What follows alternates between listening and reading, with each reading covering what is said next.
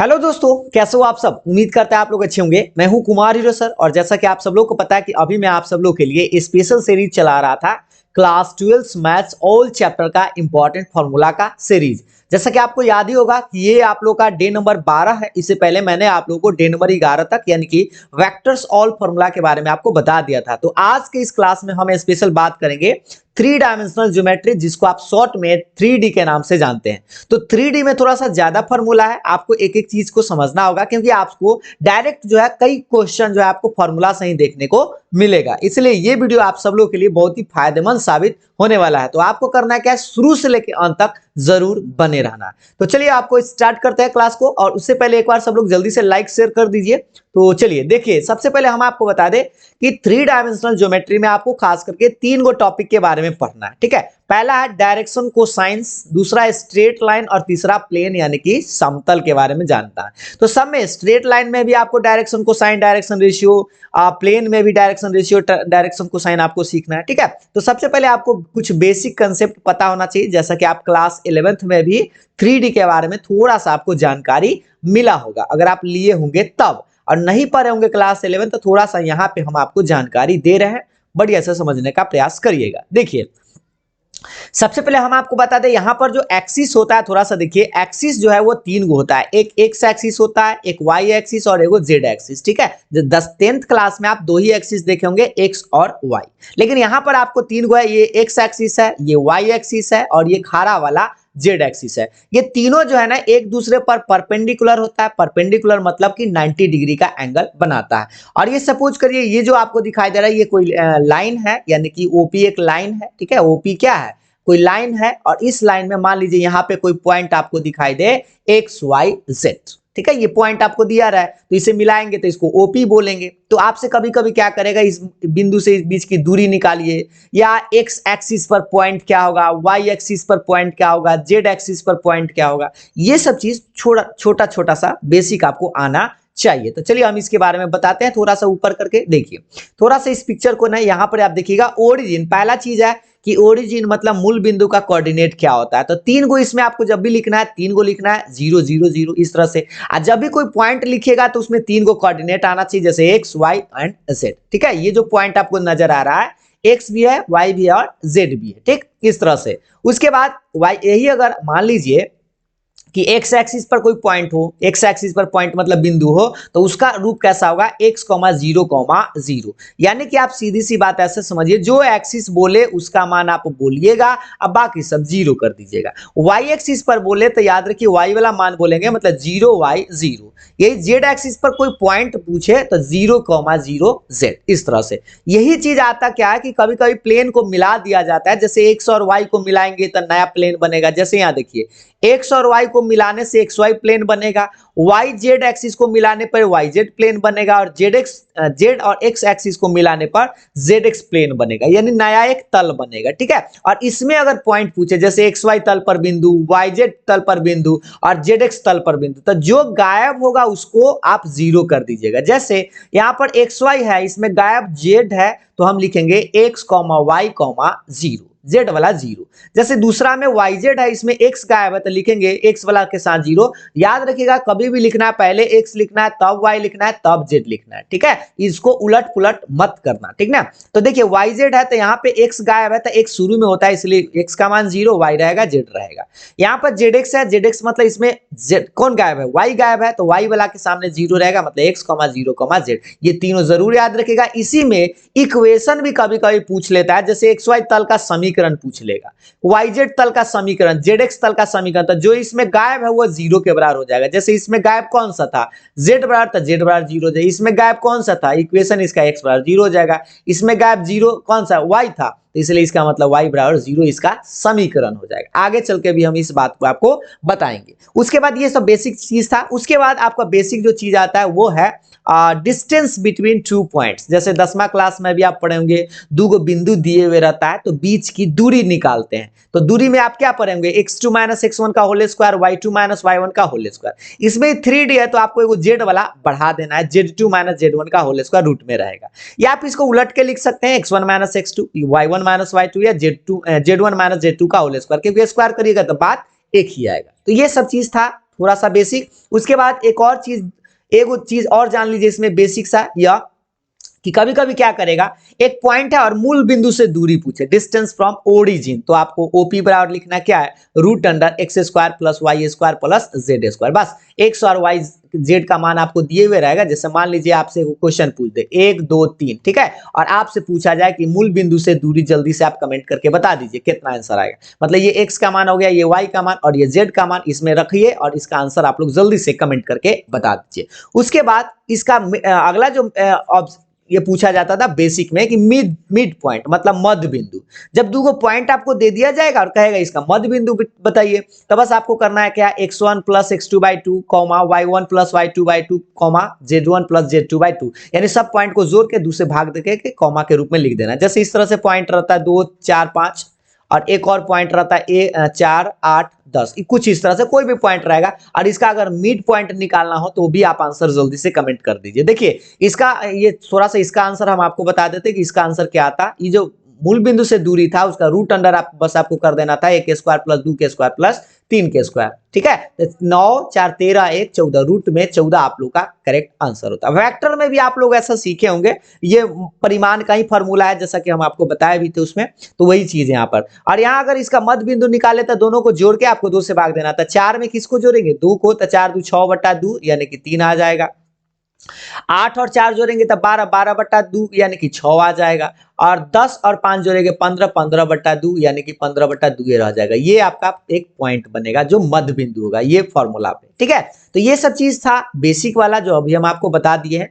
अब हम आपको ले चलते हैं, अब आपका स्टार्ट होता है क्लास 12th में पहला टॉपिक यानी कि डायरेक्शन कोसाइन से, ठीक है। यहां से आप लोग का स्टार्ट होता है, समझिएगा ध्यान से, यहां से आपको ध्यान ज्यादा देना है कि डायरेक्शन कोसाइन करने का मतलब। देखिए मेन जो चीज है पहला topic direction cosine. Direction cosine पहला कैसे निकाल सकते हैं, तो याद रखिएगा इसको हम 3 तरीका से निकाल सकते हैं। क्या तरीका से निकाल सकते हैं, तरीका वही तरीका याद रखिएगा तो आपको याद भी रहेगा, भूल भी जाइएगा तो आपको याद आ जाएगा। जैसे 3 तरीका में पहला है कि डायरेक्शन अगर एंगल दिया हुआ, कौन सा है, पहला है कि डायरेक्शन एंगल मतलब दिक कोण पता हो। जैसे एक्सिस आपको पता चल गया, एक्स एक्सिस, वाई एक्सिस और ये जेड एक्सिस है। ये जो आपको कोई एक लाइन दिखाई दे रहा है जिसका नाम एल है, ठीक है, लाइन क्या है, एल है। और ये अक्षों के साथ अल्फा कोण बनाता है, फिर वाई के साथ बीटा और जेड के साथ गामा, मतलब एक्स के साथ अल्फा और वाई के साथ बीटा और जेड के साथ गामा एंगल बनाता है। तो यानी कि अल्फा गामा बीटा का मान आपको दे दिया जाएगा, मतलब अक्षों के साथ बनाया गया एंगल यानी कि कोण अगर दे दिया जाए और तब आपसे पूछे इसका डायरेक्शन कोसाइन मतलब दिक कोसाइन बताइए तो क्या होगा। तो इसके लिए बस आपको करना क्या है, ये सिंपल सा फॉर्मूला याद रखना है, कॉस अल्फा कॉस बीटा और कॉस गामा। मतलब कोसाइन मतलब क्या होता है, कॉस होता है, तो यहाँ पर अल्फा का मान बीटा का मान और गामा का मान तो देगा ही ना देगा, ऐसे कह देगा कि एगो 30 डिग्री है, एगो 60 डिग्री है और एगो 120 डिग्री है, कुछ इस तरह से आपको दिया रहेगा और आपको इसमें तीनों में मान बैठा देना है, आंसर निकाल देना है। 1 नंबर के सवाल में ऐसा आता है, ठीक है। उसके बाद आप याद रखिएगा कि नोट में कि आप डायरेक्शन कोसाइंस को हमेशा के लिए आप ऐसे याद रख लीजिए कि हम लोग एलिमेंट से इसको डिनोट करते हैं। किससे डिनोट करते हैं, एलिमेंट से। डायरेक्शन कोसाइन मतलब दिक कोसाइन कहिए चाहे दिक कोज्या के नाम से भी इसको जानते हैं, ठीक है। तो इसको हम लोग LMN बोलते हैं, तो इसको क्या नाम है, शॉर्ट में DCS लिखेंगे, ठीक है, यानी डायरेक्शन कोसाइन। इसका मतलब ये जो कॉस अल्फा है वो एल का मान हो जाएगा, मतलब ऐसे लिख देंगे एल बराबर कॉस अल्फा। ये जो बीटा वाला है वो एम का मान हो जाएगा और ये गामा वाला है वो एन का मान हो जाएगा। इससे आपको नोट में कई गो फॉर्मूला निकलेगा। जैसे यहाँ देखिए नोट नंबर 1 हो गया।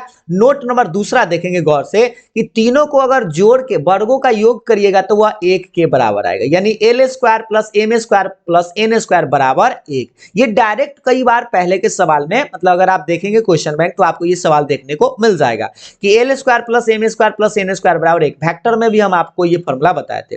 एल एम एन का मान तो आपको पता हो गया कि cos alpha cos beta cos gamma है, तो इसी से ये नंबर 3 बनेगा, cos square alpha plus cos square beta plus cos square gamma का मान 1। इसी से आपको कभी कभी क्या करता है, कॉस में ना पूछ के उस साइन में पूछ देता है। जैसे यहां पर देखिए चौथा देखिएगा कि sine square alpha plus sine square beta plus sine square gamma का मान पूछे तो इसका मान 1 मत बताइएगा, इसका मान 2 आएगा। क्यों आएगा? क्योंकि जो साइन साइन तीनों साइन है, तीनों को आप कॉस में चेंज करिएगा तो आप क्या करिएगा, एक में घटा, इसका मान क्या लिखिएगा 1 लिखिएगा और आराम से जब चेंज करिएगा तो 3 में से घटेगा तो 2 आ जाएगा। एक बार बनाकर आप लोग खुद से चेक जरूर कर लीजिएगा, ठीक है ना। तो अब देखिए यहाँ पे अब आप लोग का कुछ नोट्स में जो आप लोगों को याद होना चाहिए, देखिए ये है VBI नोट्स, यानी कि यहाँ पे ऑब्जेक्टिव सवाल यहाँ से डायरेक्ट आप लोग को पूछा जाता है। जैसे यहाँ पे देखिए VBI इसलिए लिखा गया है ताकि आप इसको चीज को अच्छा से याद रख सकते हैं, ठीक ना।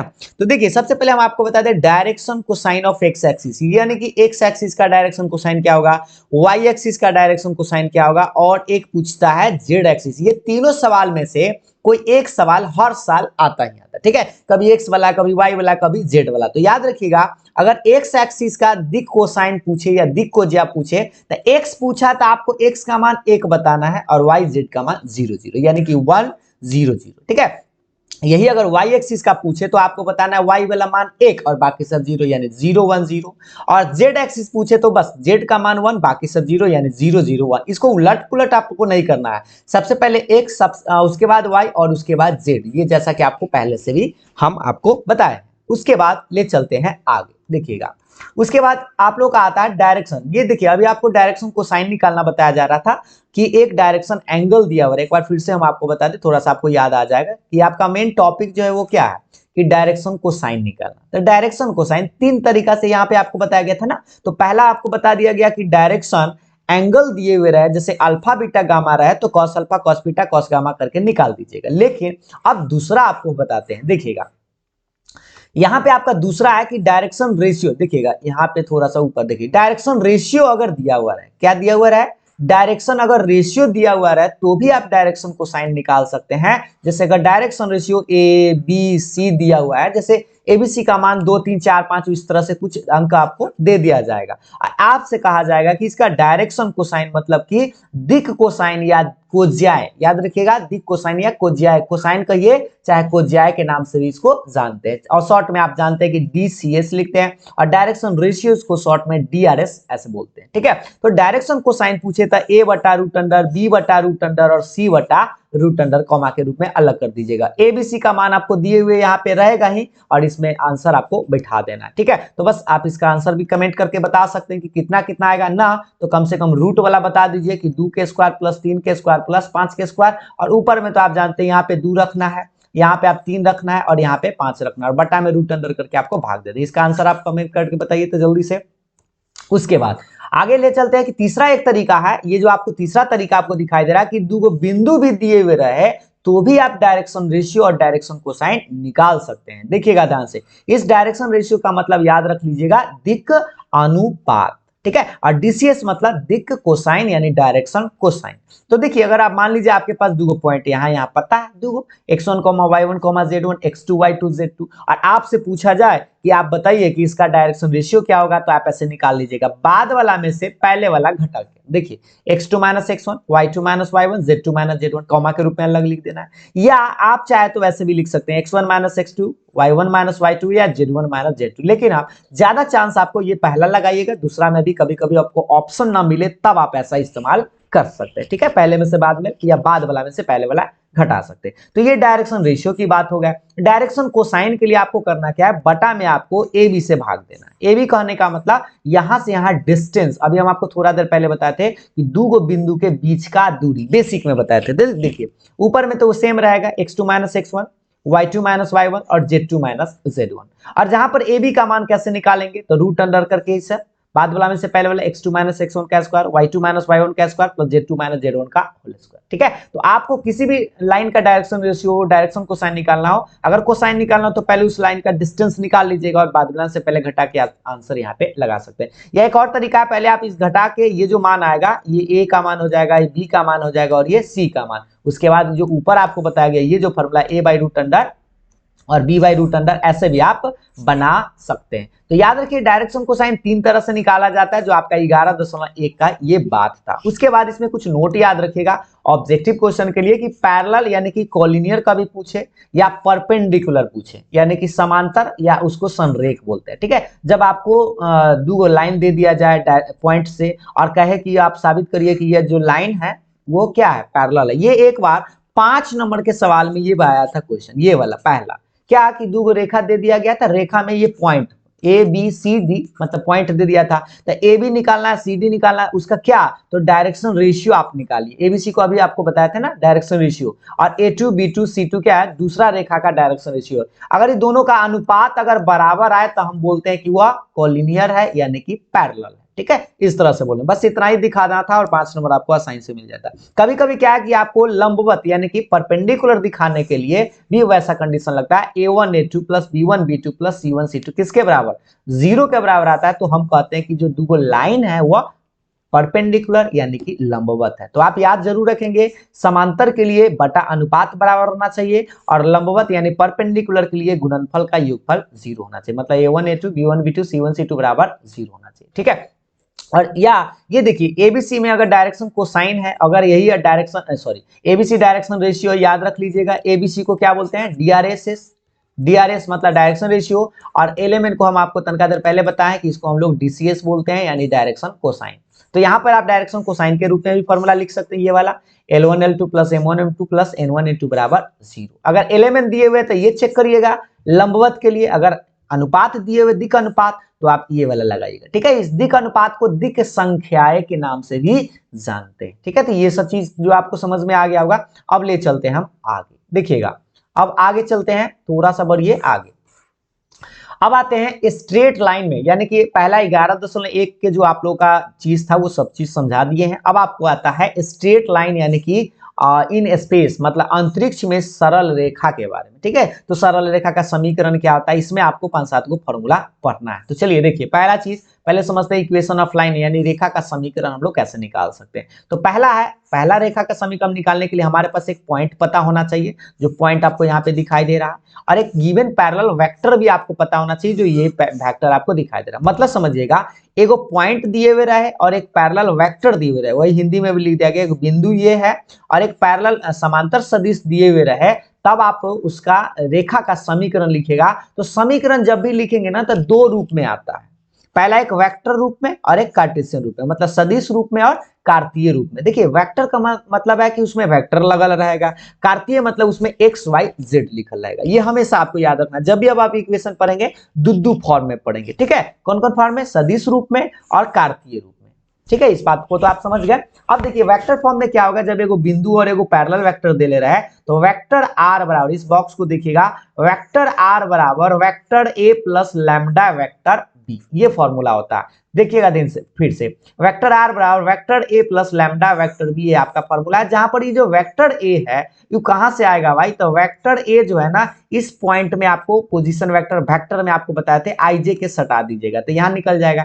लैम्डा वैसे रहेगा, लैम्डा मतलब अचर है, और बी वेक्टर कहां, यहाँ पे आपको दे देगा, दूगो तो देगा ना, एक पॉइंट देगा उसमें आईजे के सटा दीजिएगा तो वेक्टर ए आएगा, और ये जो वेक्टर देगा इसको आपको बस यहाँ पे लिख देना है, वो वेक्टर फॉर्म में लाइन का इक्वेशन होगा। लेकिन यही कार्तीय रूप में पूछे, मतलब कार्टेशियन फॉर्म में पूछे, ये जो नीचे आपको बॉक्स दिखाई दे रहा है ये होता है। देखिए कि x माइनस x1 बटा ए, y माइनस y1 बटा बी, ये वाला बटा में ए, बटा में बी और बटा में सी। आपको जस्ट बताए थे एबीसी क्या है, तो दिक अनुपात है, क्या है, DRS है, मतलब कि दिक अनुपात, डायरेक्शन रेशियो है।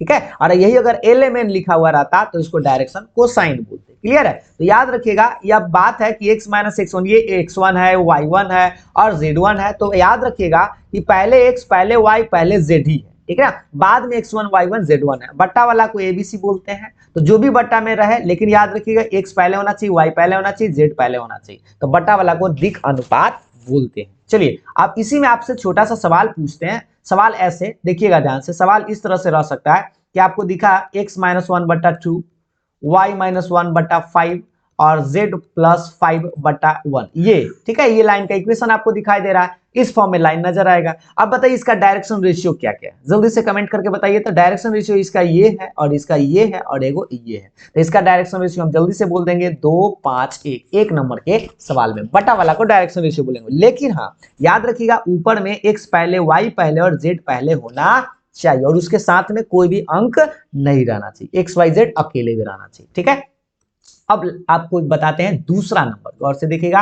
अब आपका दूसरा नंबर क्या है कि दो पॉइंट अगर आपको पता हो तो भी आप लाइन का इक्वेशन आसानी से निकाल सकते हैं। चलिए देखिए एक एक चीज को कि अगर आपके पास पहला पॉइंट E पता है, दूसरा पॉइंट ये B पता है और आपसे कहा जाए कि सदिश रूप में रेखा का समीकरण बताइए, कार्तीय रूप में रेखा का समीकरण बताइए, तो देखिए तनी ध्यान से। ये वेक्टर फॉर्म में आपको पूछे तो लिखिएगा वेक्टर R बराबर vector A plus lambda vector B minus vector है। ये वेक्टर है, अभी हम आपको जस्ट बताए थे पहला पॉइंट में आईजे के सटा दीजिएगा, इसे x1 i cap plus y1 j cap plus z1 k cap, तो पहला वेक्टर आएगा। ठीक है, और लैम्डा तो लैम्डा रहेगा। अब बी में से घटाना मतलब ये बाद वाला पॉइंट में से ए वाला पॉइंट को घटाना मतलब x2 minus x1 y2 minus y1 z2 minus z1 और में लैम्डा तो आपका रहेगा, आईजे के तो आपको सटाना है। इस तरह से आपको घटाकर आंसर लिख देना है। दो पॉइंट दिए हुए रहेगा, बस आपको वेक्टर ए पहला में लगा देना, दूसरा में बाद वाला में से पहले वाला घटा के उसमें आईजे के लगा देना, लैम्डा तो बेचारा पड़ल रहेगा। तो ये आपका कब, जब दो पॉइंट दिए हुए रहे तब ऐसा फॉर्मूला लगाइए।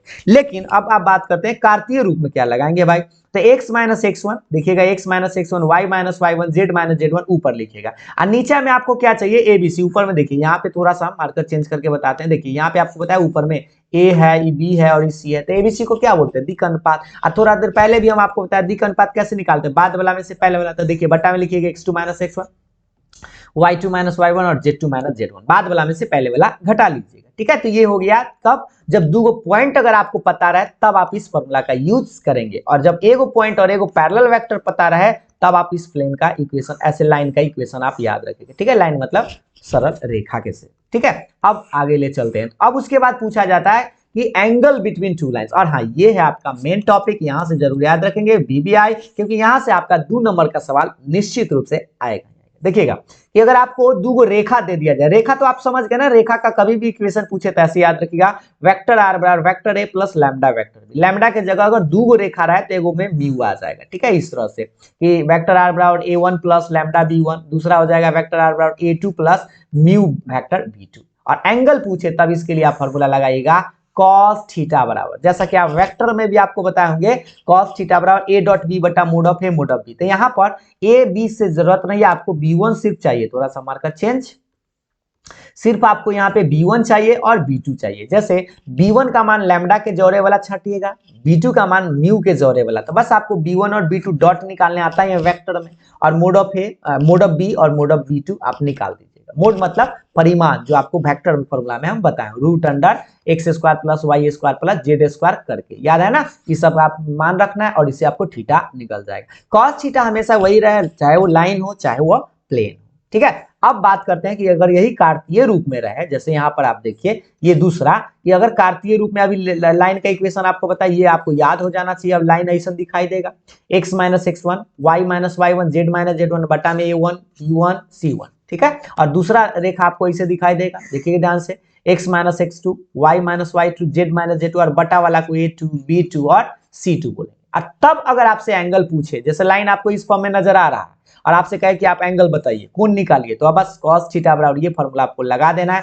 फॉर्मूला को एक बार बढ़िया से देख लीजिए, cos थीटा बराबर a1 a2 b1 b2 plus c1 c2 बटा में रूट अंडर करके a1 square b1 square c1 square, फिर रूट अंडर करके a2 square b2 square c2 square. मतलब ये देखिए सामने सामने आपको गुना कर देना है, a1 में a2 से, b1 में b2 से और c1 में c2 से गुना कर देना। ये फॉर्मूला आप जरूर याद रखिएगा, क्योंकि आपको 2 नंबर के सवाल में ऐसे एंगल निकालने के लिए कहा जाएगा। यही चीज अगर लंब की बात करें तो थोड़ा सा आप समझ लीजिए, लंब कब होगा, तो याद रखिएगा a1 a2 b1 b2 plus c1 c2 किसके बराबर होना चाहिए, 0 के बराबर होना चाहिए। और आपको थोड़ा देर पहले भी हम आपको बताए थे लंब और समांतर। समांतर का है तो ऐसे a1 बटा a2 b1 बटा b2 और c1 बटा c2, ये कंडीशन आपको याद रखना है। ठीक है, भूलना नहीं है, सब में आपको यही कंडीशन लगेगा समांतर और लंब के लिए। उसके बाद आगे ले चलते हैं, उसके बाद आता है शॉर्टेस्ट डिस्टेंस, जो आप आपको बता दे स्ट्रेट लाइन से ही 5 नंबर का 2-3 साल देखेंगे तो आपको शॉर्टेस्ट डिस्टेंस पूछा गया था। ये वाला देखिएगा ध्यान से,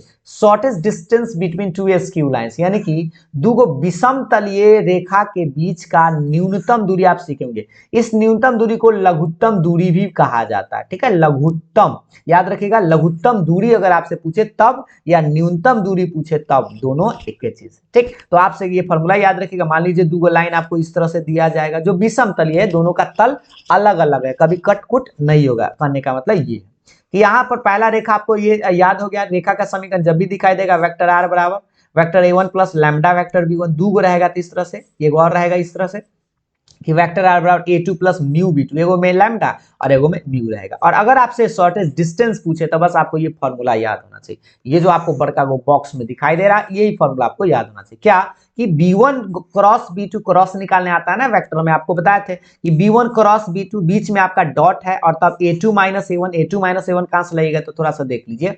यहाँ पे इस चीज को हटाइए, पहले देखिएगा गौर से, थोड़ा सा समझिएगा, इसको थोड़ा मार्कर चेंज। देखिए यहाँ पे आपको जो दिखाई दे रहा है a1 है और ये a2 है ना। जो लैम्डा के पहले रहेगा उसको a1 और म्यू के जो पहले रहेगा उसको a2, और लैम्डा के जोड़े जो रहेगा उसको b1 और म्यू के जोड़े जो रहेगा वो b2 होगा। बस आपको करना क्या है, b1 b2 छांट लेना है, a2 a1 छांट लेना है, और इसको क्रॉस करना है, इसको घटाना है, तब इन दोनों का डॉट करना है, ठीक है। और बटा में आपको एक और चीज निकालना होगा, इसका मोड, किसका, तो b1 क्रॉस को जो b2 ऊपर में निकालेंगे उसका मोड निकाल के इसमें आप रख दीजिएगा। इसका आंसर हमेशा पॉजिटिव लिखना है, नेगेटिव नहीं, क्योंकि ये डिस्टेंस है कभी, इसलिए यहाँ पे लास्ट में आपको मोड लगाया हुआ। अगर माइनस में भी आ जाए तो आपको प्लस नहीं आंसर बताना, ठीक है।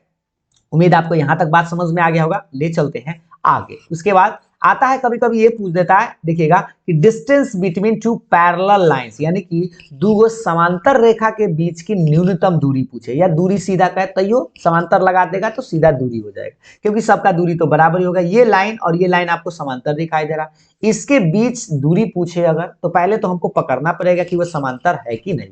तो देखिए समांतर का कंडीशन देख लीजिए थोड़ा सा। ये जो लाइन आपको दिखाई दे रहा वेक्टर आर बराबर वेक्टर a1, थोड़ा सा marker change, vector a1 plus lambda vector b, यहाँ पे b1 नहीं लगाया गया, ध्यान से देखिएगा। ये दूसरा जो लाइन होगा कुछ इस तरह से होगा, वेक्टर r बराबर a2 plus mu vector b, यानी कि लैम्डा के जोड़े और म्यू के जोड़े दोनों का मान बराबर अगर आपको दिखाई दे, जैसे यहाँ पर जितना वेक्टर हो उतना ही अगर यहाँ पे वेक्टर है, तो समझिएगा वह पैरेलल वेक्टर है। जैसे इस तरह से 2i cap plus 3j cap minus 5k cap, अगर मान लीजिए लैम्डा के जोड़े ऐसे हैं, और म्यू के जोड़े भी आपको उतना ही दिखाई दे, एकदम सेम का सेम, अंक बाय अंक, प्लस माइनस सब चीज, तो समझिएगा कि वह पैरेलल है। और तब आप जाके शॉर्ट डिस्टेंस निकालना हो, दूरी निकालना हो, तो ये फॉर्मूला आप लगाइएगा, ये बड़ा वाला बॉक्स वाला। देखिएगा क्या है, b1 पहले आपको लिखना है, b1 नहीं, यहाँ पर वेक्टर b कर दीजिएगा, क्योंकि b1 b2 तो है ही नहीं, ठीक है। तो यहाँ पे आप ध्यान दीजिएगा, वेक्टर सिर्फ b लिखिएगा, क्योंकि देखिए दोनों में ये सेम रहेगा, तो सेम वाला को वेक्टर b बोलेंगे और डिफरेंट वाला को हम लोग क्या बोलेंगे, तब ना डिफरेंट रहेगा, तब आपको ऊपर वाला फॉर्मूला लगाना है। थोड़ा सा देख लीजिए, ये जो आपको बताया गया विषम तलीय वाला, लेकिन अगर यही अगर सेम रहे तब आपको समझना है पैरेलल वाला लगाना, यानी कि vector b cross a2 minus a1 बटा में वेक्टर b का मोड, ठीक। तो आपको a2 माइनस a1 घटा ही सकते हैं, छाट लीजिएगा पहले, यहाँ पे a1 है और ये वाला a2, मतलब मान दिया हुआ रहेगा, बस आपको छाट लेना, ठीक है। सब्जेक्टिव क्वेश्चन आप बनाएंगे तो उस टाइम आपको ये सब सारा चीज याद हो जाएगा।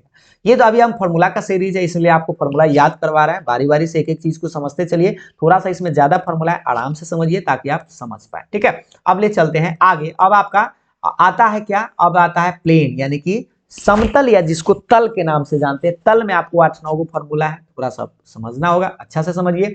प्लेन यानी कि तल कहिए चाहे समतल कहिए, ठीक है। तो पहला फॉर्मूला आता है इसका कि equation of plane in general form, यानी कि समझिएगा ध्यान से, व्यापक रूप में प्लेन कैसा दिखाई देता है। तो जब भी इक्वेशन आएगा तो दुद्दू को फॉर्म आएगा, वेक्टर फॉर्म और कार्तीय फॉर्म, याद रखिएगा, ठीक है। सदिश रूप में और एगो कार्तीय रूप में, यहाँ पे रूप कर लीजिएगा, ठीक। या समीकरण भी बोल दीजिए, कोई दिक्कत नहीं है। तो वेक्टर फॉर्म में क्या होगा, vector R dot vector N बराबर डी। यहाँ पर ध्यान दीजिएगा, ये समतल का समीकरण, जब भी आपको वेक्टर आर डॉट कुछ यहाँ पे वेक्टर दिए हुए रहेगा, 2i का प्लस 3j का प्लस 5k का, इस तरह से, और यहाँ पर कोई अंक रहेगा, ठीक है। तो आपको समझना है कि वह प्लेन का इक्वेशन है। किसका इक्वेशन है, प्लेन का। जैसे ये लाइन याद रखिएगा हमेशा, ये जो खाड़ा लाइन है ना, इसको हम लोग नॉर्मल के नाम से जानते हैं। किसके नाम से जानते हैं, नॉर्मल, मतलब अभिलंब बोलते हैं इसको। कथी बोलते हैं, अभिलंब बोलते हैं। ठीक है, तो ये जो खारा लाइन है इसी को वेक्टर एन बोला जाता है। ठीक ना, लंब होता है, इसको अभिलंब के नाम से जानते हैं। और इसी का अगर कार्तीय रूप पूछा जाए तो इस कार्तीय रूप में प्लेन का इक्वेशन कैसा होता है जनरल में, तो X plus B Y plus C Z बराबर डी, ये वाला। और इसमें याद रखिएगा ए है, थोड़ा सा इसको हटा के लिख देते हैं। याद रखिएगा इसको हम लोग क्या बोलते हैं, ये है आपका A, X plus B Y plus C Z बराबर डी। याद रखिएगा इसमें ये जो बॉक्स में आपको घेरा गया छोटा सा एबीसी है क्या, तो एबीसी है डायरेक्शन रेशियो, मतलब दिक् अनुपात। यहां से एक नंबर का सवाल निश्चित रूप से पूछता है कि कोई भी प्लेन दे देगा और इसका कहेगा दिक् अनुपात बताइए। जैसे हम ही आपसे पूछ लेते हैं, थोड़ा सा आप ध्यान से देख लीजिए। मान लीजिए कि इक्वेशन दे दिया जाए 2x plus 3y plus 5z बराबर 8। ठीक है, और आपसे कहा जाए कि इसका दिक् अनुपात बताइए। जल्दी से आप लोग कमेंट करिए, तो थोड़ा देर के बाद बताएंगे इसका दिक् अनुपात क्या होगा। उसके बाद आगे ले चलते। ठीक है, एक बार देखते रहिए ताकि आपको आंसर भी कमेंट करने में दिक्कत ना हो। दूसरा फॉर्मूला जो आप लोगों का है कि equation of plane in normal form. देखिए दूसरा फॉर्मूला प्लेन में, तल में, कि नॉर्मल फॉर्म में भाई प्लेन कैसा दिखाई देता है। चलिए इसका आंसर बता देते हैं। एक्स के जोड़े, वाई के जोड़े, जेड के जोड़े जो भी है वो आपका दिक् अनुपात है 2 3 5। बस ऑप्शन आप मिला दीजिएगा, इसको उलट पुलट मत करिएगा। ठीक है, एकदम सीरियल वाइज लिखना है, एक्स का मान, वाई का मान, जेड का मान, जोड़े जोड़े वाला। प्लस में है तो प्लस में, माइनस में है तो माइनस में। अब आगे देखिएगा, अब ये जो formula equation of normal form में प्लेन का इक्वेशन कैसा होता है, जब भी होगा भाई तो वेक्टर फॉर्म में भी, कार्तीय रूप में भी। देखिए ये, तो इसको याद रखना है ऐसे, वेक्टर आर डॉट, यहाँ पे डॉट है, और ये देखिए क्या है, एन कैप है। कैप लगाने से आपको बताए थे वेक्टर वाला फॉर्मूला में कि यूनिट वेक्टर हो जाता है, और बराबर के बाद यहाँ पे डी न लिखे हम पी लिखे। ठीक है, अब भाई पी क्या है, तो थोड़ा सा इस पिक्चर को समझिए। ये क्या है, मूल बिंदु है, मूल बिंदु से जो दूरी होगा ना उसको हम लोग पी के नाम से जानेंगे। कोई तल है और मूल बिंदु से अगर दूरी रहे तो उसको पी बोलेंगे। और एन कैप क्या है, तो एन कैप जो है वह यूनिट परपेंडिकुलर वेक्टर है, लंबवत सदिश है। ठीक है, और कार्तीय रूप में अगर पूछे तो ऐसे याद रखिएगा, Lx प्लस, ये देखिए Lx plus My plus Nz बराबर P। जहां पर आपको याद है एलिमेंट क्या होता है, एलिमेंट को हमको डायरेक्शन कोसाइन बोलते हैं, यानी दिक् कोसाइन बोलते हैं। और एबीसी को क्या बोलते हैं, दिक् अनुपात। तो पहला जो जनरल फॉर्म होता है ना, उसमें देखिए इसमें एबीसी रहता है, यहाँ पे आप देख लीजिए थोड़ा सा, ये एबीसी रहता है तो उसको दिक् जनरल फॉर्म में बोलिएगा। और अगर यही कार्तीय मतलब नॉर्मल फॉर्म में लिखना हो तो उसमें आपको एलिमेंट का मान चाहिए। ठीक, और इसमें कभी कभी क्या होता है, मूल बिंदु से दूरी पूछता है। ये नोट आप याद रखिएगा क्योंकि यही सवाल आपका ऑब्जेक्टिव में बनता है। ये थोड़ा सा अच्छा से इसको घेर देते हैं। नोट में देखिए क्या कि कभी कभी पूछेगा, कोई प्लेन दे दिया जाएगा, ठीक है प्लेन, और आपसे कहेगा इसका मूल बिंदु से दूरी निकालिए, डिस्टेंस फ्रॉम ओरिजिन, मूल बिंदु से दूरी। तब आपको याद रखना है पी का मान कैसे निकालेंगे, तो डी बटा रूट अंडर ए स्क्वायर बी स्क्वायर सी स्क्वायर। जब भी क्वेश्चन जो दिए हुए रहेगा, याद रखिएगा दोनों में कंफ्यूजन ना होइएगा, क्वेश्चन जब भी दिए हुए रहा तो आपको यही फॉर्म में दिए हुए रहता है, X plus B Y plus C Z बराबर डी। यहाँ पर कोई अंक, जैसा हम यहाँ पे उदाहरण दिए है ना ये वाला, वैसा ही आपको क्वेश्चन दिए हुए रहेगा। और मान लीजिए इसमें एबीसी पता हो जाए तो क्या आप आसानी से यहाँ पे मूल बिंदु से दूरी तो निकाल ही सकते हैं ना, ये वाला आराम से इसमें रखिएगा, आंसर आ जाएगा। ठीक है, इस वाला बॉक्स में रखना है, आंसर आ जाएगा। ठीक, अब ले चलते हैं आगे। देखिएगा तीसरा नंबर फॉर्मूला है प्लेन में कि equation of plane perpendicular to a given vector, यानी कि एगो वेक्टर दिए हुए रहेगा कुछ इस तरह से, ये कैपिटल एन। ठीक है, एक वेक्टर दिए हुए रहेगा जो नॉर्मल है, आप मतलब परपेंडिकुलर, और passing through a given point, मतलब एगो बिंदु भी दिए हुए रहेगा। यहाँ पे बिंदु है, समझिएगा ध्यान से, कि दिए गए सदिश इतना के अनुलंब तथा दिए गए बिंदु इतना से होकर जाने वाला समतल का समीकरण अगर पूछे, मतलब दो चीज पता रहे, एगो बिंदु और एगो नॉर्मल वेक्टर। जैसे यहाँ देखिए तो उसका फॉर्मूला, जब भी फॉर्मूला आएगा दो फॉर्म में आएगा, कौन फॉर्म में, वेक्टर फॉर्म में और कार्तीय रूप में, ऐसे याद रखना। ठीक है, तो वेक्टर फॉर्म में क्या होता है, vector R minus vector A dot capital N बराबर 0। अब भाई वेक्टर ए कहां से आएगा, तो जो पॉइंट यहाँ पे दिखाई दे रहा है ये वाला पॉइंट, आपको एक सेकंड मार्कर चेंज, ये देखिए ये जो आपको पॉइंट दिखाई दे रहा है, ये इसमें आपको आई जे के सटा देना, तो ये आपका वेक्टर ए निकल जाए। और वेक्टर एन तो यहाँ पे जो दिए हुए दिखाई दे रहा है ना, वेक्टर एन जो शुरू में ही आपको दे दिया जाएगा, ऊपर में जो भी मान दे लेगा रहेगा उसको आपको बैठा देना बराबर 0। इसीलिए हम यहाँ पे लिख दिए थे कि वेक्टर ए का मान कहां से लाएंगे, तो ओ ए से, ओ ए कहने का मतलब position vector of point A, vector वाला में पहला दिन आपको बताया गया होगा। ठीक है, यही अगर कार्तीय रूप में लिखे तो इसको बोलेंगे कैपिटल। देखिए बॉक्स में देखिएगा ध्यान से, a into X minus x one plus B into Y minus Y one plus C into Z minus Z one बराबर 0। आप सोच लीजिए थोड़ा सा एबीसी क्या है भाई, तो एबीसी डायरेक्शन रेशियो यहाँ पर कैपिटल लिख दिए ताकि आपको फर्क पता चल सके। यहाँ देखिए यहाँ पे एबीसी का मान आपको यहाँ से छाट लेना है, जो प्लेन नॉर्मल वेक्टर देगा उसमें से, और ये जो आपको दिखाई दे रहा है x1 y1 z1 ये पॉइंट्स आप निकाल लीजिएगा, आंसर निकल जाएगा। ठीक है, अब ले चलते, ये तो तीसरा फॉर्मूला समझ गए ना प्लेन का इक्वेशन, जब एगो पॉइंट और एगो नॉर्मल वेक्टर दिए हुए रहे तब। अब चौथा देखिएगा, ये है आपका कभी कभी पूछे कि तीन गो, देखिए चौथा नंबर देखिएगा, equation of plane passing through a three non collinear points, कि तीन गो असंरेख बिंदु से होने वाला प्लेन का समीकरण क्या होता है। तीन असंरेख बिंदु से होकर जाने वाला तल या समतल, याद रखिएगा तल को ही समतल बोलते हैं, शुरू में ही आपको बताया। जैसे असंरेख का मतलब क्या होता है, तीनों जो पॉइंट होगा ना वो अलग अलग होगा, एक रेखा पर नहीं। तो देखिए अगर इसका फॉर्मूला क्या होता है, जैसे असंरेख हो, अलग अलग पॉइंट हो, एक ही रेखा पर नहीं होगा ऐसे, ठीक ना। तो जब भी फॉर्मूला आएगा वेक्टर फॉर्म में भी आएगा, कार्टेशियन फॉर्म में, याद रखिए इक्वेशन जब भी आएगा दो फॉर्म में आएगा। तो ये देखिए पहला जो आपको बॉक्स दिखाई दे रहा है, थोड़ा सा बड़ा बॉक्स है, ध्यान से देखिएगा कि वेक्टर r माइनस वेक्टर है, लिखने का तरीका से आपको पता याद हो भी जाएगा। वेक्टर r में से घटाना है तब लिखना है, b में से घटाना है और c में से घटाना है, मतलब सब में से a घटा लेना है भाई, केकरा केकरा में से, एकदा r में से a घटाना है, एकदा b में से घटाना है और एकदा c में से घटाना है। ठीक है, ऐसे याद रखिएगा तो आपको हमेशा के लिए हमें लगता है कि याद भी रहेगा। इस तरह से कब, जब तीन गो असंरेख बिंदु से कहे कि प्लेन का इक्वेशन निकालिए पास करने वाला तब। अब भाई a का मान, b का मान, c का मान कहां से लेगा, तो देखिए a का मान आप वेक्टर a से निकाल, पॉइंट a से निकालेगा, b का वेक्टर b का मान पॉइंट b से निकालिएगा, वेक्टर c का मान पॉइंट c से। मतलब यहाँ जो आपको पॉइंट देगा ना उसमें आईजे के सटा देना है, बी जो देगा उसमें आईजे के सटा देना है, सी में जो देगा उसमें आईजे के सटा देना, तो उससे आपका वेक्टर है, वेक्टर बी वेक्टर सी निकल जाएगा। इसमें मान बैठा के छोड़ दीजिएगा, और आपको इसमें से इसको घटाना है, इसमें से इसको घटा के आपको क्रॉस निकालना भी पड़ेगा, लेकिन आपको ज्यादातर यहीं पर बैठा के छोड़ दिया जाता है। ये पूछता तो नहीं है, लेकिन आपको हम फॉर्मूला बता रहे हैं इसलिए हमको बताना पड़ रहा है।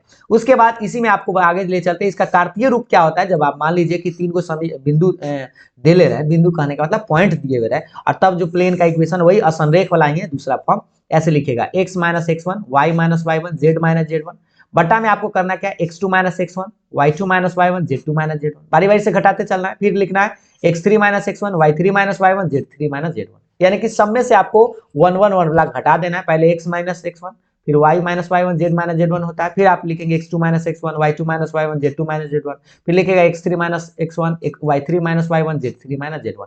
और ये एक डिटर्मिनेंट है, ये मोड नहीं समझना है, इसको डिटर्मिनेंट और इसको जीरो के बराबर लिखेगा। इसको एक्सपैंड जब करिएगा तो आपको कुछ इस तरह से समीकरण नजर आएगा, कुछ इस तरह से। अब यही ना कहिएगा कि यही वाला आएगा, कुछ इस तरह से आएगा जब पॉइंट आपको रखेंगे तब, ठीक है, और इससे आपका इक्वेशन निकल जाएगा। ये खैर कब लगाइएगा, जब तीन असंरेख बिंदु की बात करें तब। अब ले चलते हैं आगे, और हाँ ये जो है आपका बीबीआई टॉपिक है, क्योंकि 2 साल अगर आप सवाल देखेंगे ना 2021-22 में, तो आपको ये इंटरसेप्ट फॉर्म पूछा है इक्वेशन ऑफ प्लेन, यानी कि समतल का इंटरसेप्ट, मतलब समतल के समीकरण का अंतःखंड रूप क्या होता है। ये 2 नंबर के सवाल में पूछा है कई बार, और ऑब्जेक्टिव में पूछा है।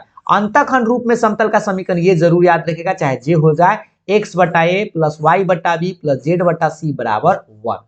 यहाँ पे कभी कभी बराबर के बाद 0 दे देगा, तो आप समझिएगा बराबर के बाद यहाँ 1 लिखना है। ये a क्या है, b क्या है, c क्या है, तो याद रखिएगा a को हम लोग x इंटरसेप्ट बोलते हैं, b को क्या बोलते हैं y इंटरसेप्ट, और c को क्या बोलते हैं z इंटरसेप्ट। ठीक है, जैसे कभी कभी इंटरसेप्ट आपको दे दिया जाए 2 3 5 ऐसे कह देगा, ये x इंटरसेप्ट है, y इंटरसेप्ट है और z इंटरसेप्ट है, मतलब ये हो गया a का मान, b का मान, c का मान, और आपसे कहा कि प्लेन का इक्वेशन निकालिए। लेकिन हाँ याद रखिएगा अंतःखंड रूप जरूर याद रखिएगा, इंटरसेप्ट फॉर्म वो बोलेगा, ठीक है ना।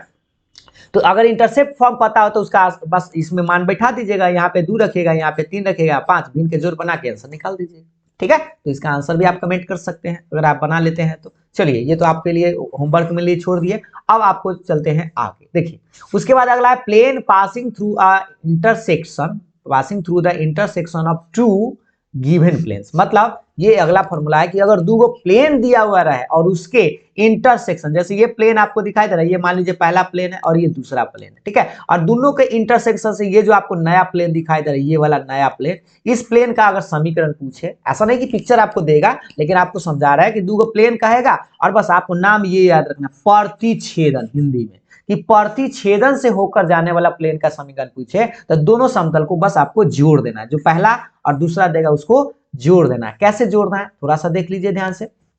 यहाँ देखिए, अब वेक्टर फॉर्म में भी आएगा, कार्तीय रूप में भी आएगा, ठीक है। जैसे मान लीजिए पहला जो प्लेन होगा ऐसा होगा वेक्टर r डॉट n1 बराबर d1, दूसरा जो होगा ऐसे वेक्टर r डॉट n2 बराबर d2, दो प्लेन दे देगा और ये कहेगा दोनों के प्रतिच्छेदन से जाने वाला, तो बस आपको दोनों को जोड़ देना है। कैसे जोड़ना है देखिएगा, वेक्टर r पहले लिखेंगे डॉट, और याद रखिए किसमें जोड़ेंगे, n1 में किसको जोड़िएगा, सामना सामने n2 को, तो ऐसे लिखेंगे n1 dot n1 plus lambda n2, फिर आप d1 में d2 जोड़िएगा, तो d1 और d2 को जोड़ने के लिए ऐसे लिखेगा d1 प्लस लैम्डा d2, और ये जो लैम्डा है ये अचर है और इसका मान आपको निकालना पड़ेगा। उसके लिए एगो पॉइंट से पास करवाएगा, जैसे 1 1 2 3 इस तरह से, तो आपको एक्स वाई जेड का मान यहाँ पे रखना है, उसे आराम से निकल जाए। खैर सवाल देखिएगा तो आपको समझ में ज्यादा आएगा, क्वेश्चन पूरा एक्सप्लेन करके बताएंगे, और लेकिन यहाँ पर फिलहाल आपको फॉर्मूला याद रखना है। या 3D तो हम आपको पूरा पढ़ा ही दिए हैं, आप प्लेलिस्ट में आसानी से आप देख सकते हैं। ये सब देखिएगा जरूर, क्वेश्चन आप बनाइएगा, उसमें सारा क्वेश्चन जो है सारा फॉर्मूला पर बनाया हुआ है, ठीक है। अब ले चलते हैं आगे, छठा सर देखिएगा, इसी में आपका ये जो है आपका फॉर्मूला कि इसी में कि दूसरा कार्तीय रूप में रहे, जैसे कार्तीय रूप में आपको प्लेन का समतल का समीकरण याद हो गया, ax1 plus by1 plus cz, ऐसे तो यहाँ पर हम दो को अगर देगा ना तो उसको 1 1 2 2 करके मान लीजिए। जैसे देखिए पहला a1x plus b1y plus c1z, और बराबर के बाद अगर d रहता है ना उसको लेफ्ट साइड ले आइएगा, तब बराबर के बाद कुछ ना तब बचेगा, क्या होगा, बराबर 0 आ जाएगा। और फिर दूसरा जो प्लेन ऐसे रहेगा a2x plus b2y plus c2z, और बराबर के बाद अगर d2 है तो उसको इधर ले आइएगा, तब माइनस d2 बराबर 0। तो आपको प्लेन ये प्रतिच्छेदन याद जरूर रखेगा, इंटरसेक्शन से कहेगा, ठीक है। तो बस आपको दोनों प्लेन को जोड़ देना है लैम्डा लगा के, जैसे दो चीज को जोड़ते हैं तो फेविक्विक जोड़ते हैं ना लगा के, वैसे ही आप जोड़ दीजिएगा पहला समतल प्लस लैम्डा इनटू दूसरा समतल, पूरा उतार देना बराबर 0 लिख देना। ये आपका नया फॉर्मूला कब, जब प्रतिच्छेदन से जाने के लिए कहेगा तो, ठीक है। अब ले चलते हैं आगे, अगला देखिएगा, इसमें प्लेन के इक्वेशन तो समझ गए, अब आपसे एंगल पूछता है, तो एंगल तो भाई सब में पूछता है, चाहे वो लाइन हो चाहे वेक्टर हो, फॉर्मूला सब में सेम होता है। देखिए वेक्टर फॉर्म में 7वां नंबर फॉर्मूला, सदिश रूप में एंगल कैसे निकालेंगे, तो देखिए सदिश रूप में तो आपको रेखा प्लेन समझ में आ गया, ऐसे रहेगा वेक्टर r डॉट n1 बराबर d1, और दूसरा रहेगा वेक्टर r डॉट n2 बराबर कुछ इस तरह से d2, ये दो को प्लेन आपको दिखेगा, ठीक है। और आपसे कहेगा कि एंगल निकालिए, कोण निकालिए, ये है आपका बीबीआई, क्योंकि 2 नंबर के सवाल में आता है रेखा से भी, प्लेन से भी और वेक्टर से भी, ठीक है, तीनों में से आता है। तो cos थीटा सेम फॉर्मूला आपका हमेशा सेम रहेगा, cos थीटा बराबर n1 डॉट n2, यहाँ पे n1 n2 है, ये आपको मान छाट लेना यहाँ से n1 n2, और बटा में mode of n1 mode of n2, बस आपको मान बिठा देना। आपको आता है डॉट निकालने आता है, ये मोड निकालने, मोड मतलब वही परिमाण रूट अंडर वाला, निकाल के इसमें मान बिठा दीजिए, थीटा का मान निकाल दीजिए, आंसर आ जाएगा, 2 नंबर मिल जाएगा, ठीक है। ये जरूर याद रखिएगा। यही कार्तीय रूप में रहे तो कार्तीय रूप में तो आपको पता चल गया ना, इस तरह से रहेगा, कैपिटल A1x प्लस B1y, ऐसे ऊपर में बताए थे, तो cos थीटा आप लिखेंगे A1 A2 B1 B2 C1 C2, मतलब दिक् अनुपात निकाल लीजिएगा पहला दूसरा प्लेन से, और बटा में रूट अंडर, बटा में रूट अंडर, यहाँ पर कैपिटल कर दिया, बाकी सब चीज वही है, कैपिटल इसलिए लिखा गया ताकि आप समझेंगे कि यह है प्लेन, ठीक है। और अगर वही चीज स्मॉल भी लिख देते हैं तो कोई दिक्कत नहीं है, सब चीज आपको छांटना है दिक् अनुपात ही, ठीक है। अब उसके बाद आते हैं इसमें कि एंगल बिटवीन, गौर से देखिएगा, ये देखिए एंगल बिटवीन, ये लाइन, ये मेन चीज है, आपको यहाँ पे फंसाता है, याद रखिएगा, एगो लाइन दिए हुए है और एगो प्लेन दिए हुए है। जैसे अभी तक हमने क्या सीखा, दूगो प्लेन दूगो लाइन सेम सेम, लेकिन कभी कभी क्या करेगा, एगो उल्टा दे देगा, एगो रेखा दे देगा और एगो प्लेन दे देगा, तो उस टाइम आप भी उसको चकमा दे दीजिएगा, बस कॉस के जगह साइन लगा दीजिएगा, कॉस के जगह क्या लगा दीजिएगा, खाली साइन लगा दीजिएगा, बस आंसर आ जाएगा। सेम चीज जैसे लाइन में कैसा होता है, लाइन तो आपको दिखाई दे रहा है, ये होता है ना vector a plus lambda vector b, और प्लेन कैसा होता है, ऐसे vector r dot vector n बराबर d, ऐसे करके। तो यहाँ आपको इसका डॉट निकालना है, वेक्टर b और n का, तो बस b और डॉट n लिखिएगा, बटा में mode of b mode of vector n, ठीक है। बस यहाँ पे आपको साइन लगा दिए, कब ऐसा करिएगा, साइन कब लगाइएगा, जब लाइन और प्लेन रहे तब, मतलब ये दोनों रेखा नहीं रहना चाहिए, दोनों प्लेन नहीं रहना चाहिए, एक रेखा और एक प्लेन होना चाहिए, तब आप साइन लगाइएगा, ठीक है। साइन थीटा या साइन पाई बोल सकते हैं। बस आपको सेम चीज डॉट और मोड ऑफ है, मोड ऑफ बी निकाल के, मोड ऑफ ए कहने का मतलब आपको बी है, और मोड ऑफ बी कहने का मतलब यहाँ पे वेक्टर एन है, क्योंकि ले रेखा और एगो प्लेन है। इसमें नोट जरूर याद रखिएगा, ऑब्जेक्टिव सवाल के लिए खास करके बताया जा रहा है, क्या समझिएगा, अगर कोई एक रेखा और एक प्लेन अगर कह दे कि वो समांतर है, क्या है, समांतर है, सुनिएगा ध्यान से, लाइन की बात करें, मतलब रेखा और तल की बात करें, रेखा और तल अगर समांतर है तो आप कंडीशन लगाइएगा लंब वाला, मतलब परपेंडिकुलर वाला। ऐसा क्यों, क्योंकि थोड़ा सा बता देते, ये मान लीजिए प्लेन है, और अगर इसकी पैरेलल है, ठीक है। अभी तो पैरेलल दिखाई दे रहा है, लेकिन हम आपको बताए थे इस पर जो खाड़ा होता है उसको ना अभिलंब बोलते हैं। तो ये खाड़ा वाला अगर मिलाइएगा ना तो देखिएगा यहाँ पर लंब नजर आ रहा है ना। तो बस उल्टा याद रखना है, अगर पैरेलल का है तो परपेंडिकुलर वाला condition A1 A2 B1 B2 C1 C2 0 के बराबर वैसा लगाइएगा। लेकिन अगर क्वेश्चन में परपेंडिकुलर कह रहा है तो आपको पैरेलल वाला कंडीशन लगाना है, मतलब A1 बटा A2 B1 बटा B2 बराबर C1 बटा C2, जो शुरू में ही बताया है हमेशा वही रहता है, कंडीशन चेंज नहीं होता है, ठीक है। और लंब के लिए आप ऐसा लगाइएगा A1 A2 B1 B2 plus C1 C2 बराबर 0, ये जो कंडीशन है हमेशा वही रहे, ठीक है। तो याद रखिएगा, बस ये नोट में जरूर याद रखिएगा, यहां से एक नंबर बच्चा गड़बड़ा लेता है। लाइन कहे, याद रखिएगा, थोड़ा सा मार्कर चेंज करके बताते हैं। लाइन कहे और एक प्लेन कहे तो आपको लंब, समांतर कहे तो परपेंडिकुलर लंब वाला कंडीशन लगाना है, और लंब कहे तो आपको समांतर वाला कंडीशन लगाना है, मतलब उल्टा कंडीशन लगाना है, ठीक है। अब ले चलते हैं, ये देखिएगा 9 नंबर फॉर्मूला सीखिएगा। Distance of a point from a plane, यानी कि एगो बिंदु दे दिया जाए, देखिए एगो बिंदु दे दिया जाए और एक प्लेन का समीकरण भी दे दिया जाए। समीकरण आपको दिखाई दे रही वाला ax plus B Y plus C Z बराबर डी, बराबर के बाद रहना चाहिए, और आपसे कहे इसके बीच का दूरी निकालिए। इससे पहले हम आपको बताए थे मूल बिंदु से दूरी निकालिए, तो आप बोले थे P बराबर डी बटा रूट अंडर ए स्क्वायर बी स्क्वायर सी स्क्वायर, ऐसे करके। तो सिर्फ मूल बिंदु से दूरी पूछे तो ये लगाइएगा, जब कोई बिंदु से अगर दूरी पूछे तो यहाँ पे फॉर्मूला देखिए, mode ax1 plus by1 plus cz1 minus D, ये देखिए याद रखिए बराबर के बाद डी है तो इधर आएगा तो माइनस, लेकिन अगर इधर रहे, याद रखिए इधर है तो आप राइट साइड ले जाइएगा उसको, ठीक ना, तब यहाँ पे माइनस फॉर्मूले में याद रखिएगा, और डी का मान यहाँ रखना है, और बटा में ए स्क्वायर बी स्क्वायर सी स्क्वायर आप जानते हैं, यहाँ से आप मान छाट लीजिएगा, ए का मान बी का मान सी का मान, और यहाँ जो मान है x1 y1 z1 इसमें रखिएगा, आपका आंसर आ जाएगा। कब लगाइएगा, जब एक बिंदु से एक प्लेन की दूरी पूछे तब, लेकिन मूल बिंदु से दूरी पूछे तो बस ये वाला जो अब आपको बताए थे मोड में डी बटा रूट अंडर करके याद रखिएगा, ठीक है। अब ले चलते हैं आगे, देखिएगा लास्ट जो आप लोग का है ये है टॉपिक, इसी से आपका 3D समाप्त हो जाएगा, और थोड़ा सा ये ज्यादा लॉन्ग वीडियो बन गया है, लेकिन कोई बात नहीं, आपका 3D कंप्लीट हो जाएगा। 1 मिनट और दीजिएगा, देखिएगा ध्यान से। क्या है कि प्लेन यानी कि पैरेलल, यानी कि आपसे पूछे प्लेन पैरेलल कब होता है, तो पैरेलल एकदम सेम कंडीशन, वो जो आपको जस्ट बताते A1 A2 B1 B2 C1 C2। पर प्लेन जो है परपेंडिकुलर कब होता है, A1 A2 B1 B2 C1 C2 plus में 0 के बराबर। लाइन में भी वही बता गया, वेक्टर वाला में भी वही बता गया, प्लेन वाला में सेम कंडीशन, ठीक है। अनुपात बराबर रहता समांतर, गुणनफल बराबर रहता आपको लंब यानी कि परपेंडिकुलर। ये सबसे लास्ट में जो नोट लिखा गया ये VBI है, इसलिए इसको VBI बोल रहे हैं, क्योंकि 1 नंबर के सवाल डायरेक्ट हर साल पूछता है। क्या पूछता है समझिएगा, इसको हिंदी में थोड़ा सा आप एक लाइन लिख देते हैं। इक्वेशन ऑफ XY प्लेन, मतलब आप ऐसे लिखेगा XY तल का समीकरण कभी पूछे तो थोड़ा सा ट्रिक से याद रखिएगा, इसमें XY बोला गया तो गायब कौन सा है, XYZ होता है ना 3 गो, इसमें गायब Z है तो बस Z बराबर, यही चीज आपको यहाँ पे ध्यान देना। इसमें देखिए दूसरा देखिए, इक्वेशन ऑफ YZ प्लेन, मतलब YZ तल का समीकरण, तो इसमें गायब कौन है, X है तो X बराबर 0। उसके बाद इक्वेशन ऑफ ZX है तो ZX तल में कौन गायब है, Y गायब है तो Y बराबर 0, ठीक है। पैरेलल, अब इसमें एक और नया थोड़ा पेच फंसा देता लड़का के लिए कि पैरेलल इक्वेशन पूछ देगा XY प्लेन। देखिए XY तल का समीकरण सीधा पूछे तो जो गायब है वो 0 लिखिएगा, ठीक है, थोड़ा मार्कर चेंज ताकि आपको बेहतर समझ में आए।